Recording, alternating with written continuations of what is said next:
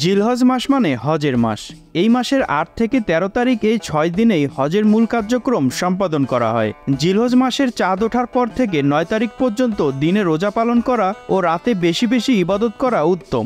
রাসূলুল্লাহ সাল্লাল্লাহু আলাইহি ওয়াসাল্লাম বলেন, জিলহজের ১০ দিনের ইবাদত আল্লাহর কাছে অন্য দিনের ইবাদতের তুলনায় বেশি প্রিয়। প্রতিদিনের রোজা ১ বছরের রোজার মতো, আর প্রতি রাতের ইবাদত লাইলাতুল কদরের ইবাদতের মতো।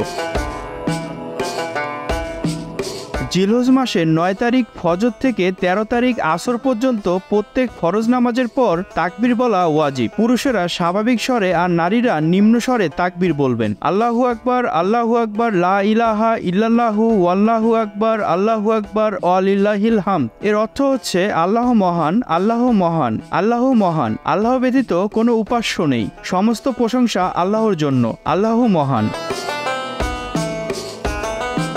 ইতিহাসের প্রথম কোরবানি করেন বাবা আদম আলাইসাল্লামের পুত্রদ্বয় হাবিল ও কাবিল। আল্লাহ তাআলা বলেন, আদম আলাইসাল্লামের পুত্রদ্বয়ের বৃত্তান্ত আপনি তাদের শোনান।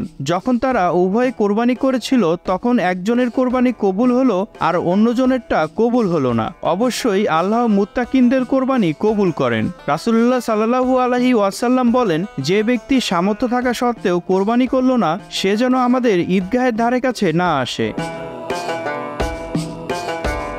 ইব্রাহিম আলাইসাল্লামের কোরবানি আদর্শ হওয়ার ব্যাপারে মহান আল্লাহ বলেন, হযরত ইব্রাহিম আলাইসাল্লামের সন্তান যখন তার সঙ্গে কাজ করার বয়সে উপনীত হলো, তখন ইব্রাহিম আলাইসাল্লাম বললেন, হে বৎস, আমি স্বপ্ন দেখেছি যে তোমাকে আমি জবাই করছি, তোমার অভিমত কি? সে বলল, হে আমার পিতা, আপনি যা আদিষ্ট হয়েছেন তাই করুন। আল্লাহর ইচ্ছায় আপনি আমাকে ধৈর্যশীলদের অন্তর্ভুক্ত পাবেন। যখন তারা উভয়ের আনুগত্য প্রকাশ করলো এবং ইব্রাহিম আলাইসাল্লাম তার পুত্রকে কাঁধ করে শোয়ালেন, তখন আমি তাকে ডাক দিয়ে বললাম, হে ইব্রাহিম, তুমি তো স্বপ্নকে বাস্তবে পরিণত করে দেখালে। আমি এভাবেই সৎকর্মশীলদের প্রতিদান দিয়ে থাকি। নিশ্চয়ই এটা এক সুস্পষ্ট পরীক্ষা।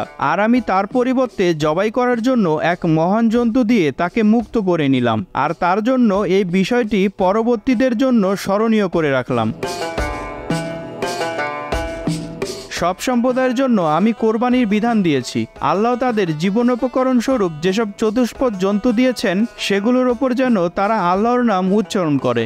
যার উপর কোরবানি ওয়াজিব নয়, তিনি ইচ্ছা করলে নফল কোরবানি করতে পারবেন। ওয়াজিব কোরবানির পাশাপাশি নফল কোরবানিও দেওয়া যায়। একজনের কোরবানি আর একজন প্রদান করলেও আদায় হবে।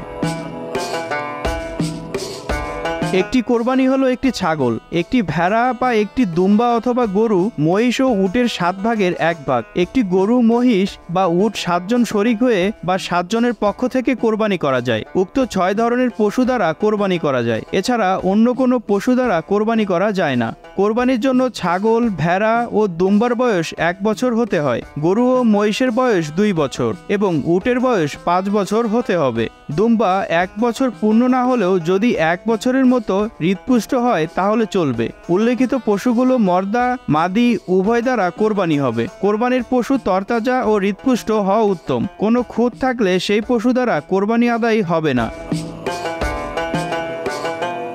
রাকিবুজ্জামান, দেশ টিভি।